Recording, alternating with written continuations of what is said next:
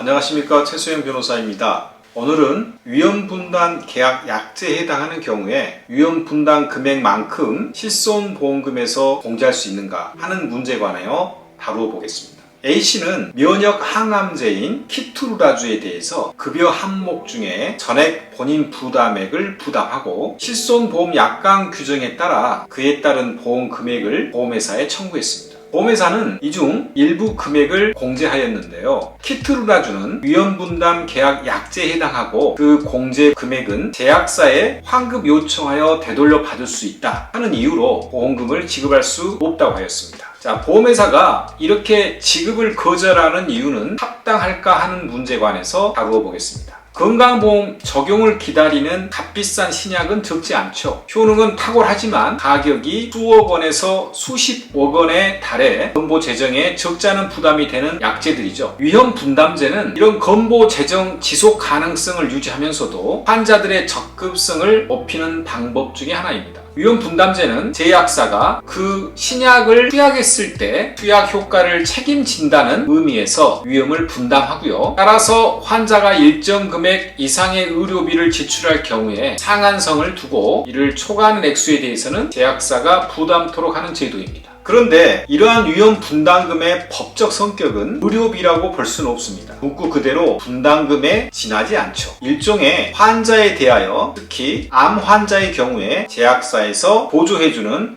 일종의 보조금의 성격을 지닌 금원이라고 하겠습니다.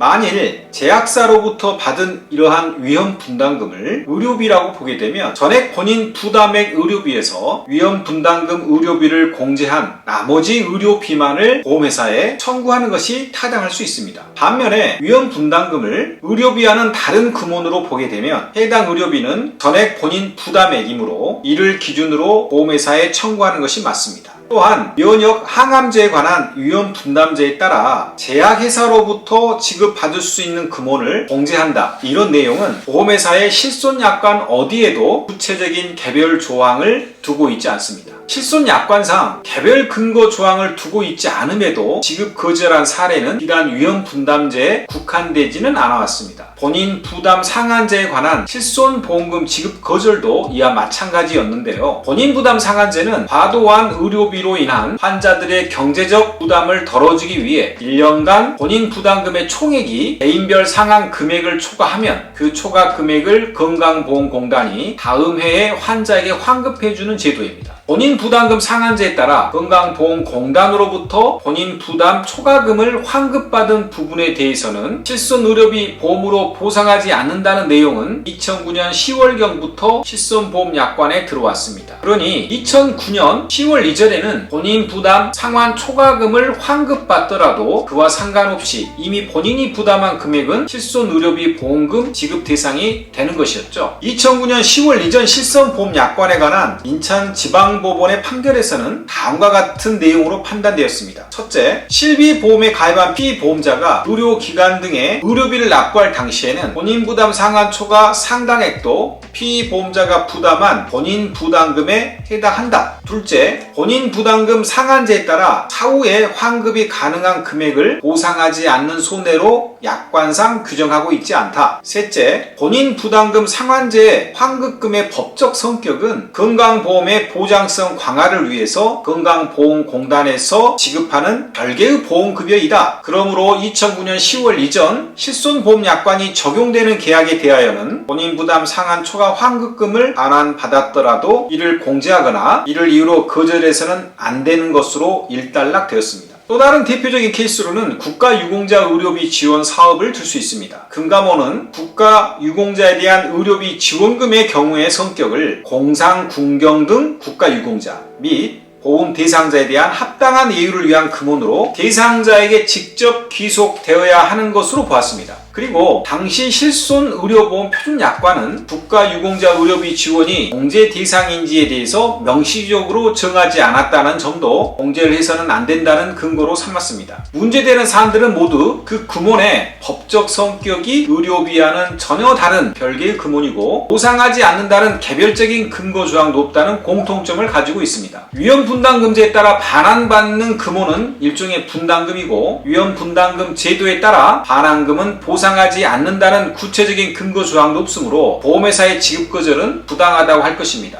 따라서 위험분담 계약 약제에 해당하는 경우라도 위험분담 금액만큼 실손보험금에서 공제할 수 없다라는 이유에 보험회사의 지급 거절은 부당하므로 이에 대해서는 적극적으로 청구를 해야 된다고 할 것입니다. 오늘은 여기에서 마치겠습니다. 감사합니다.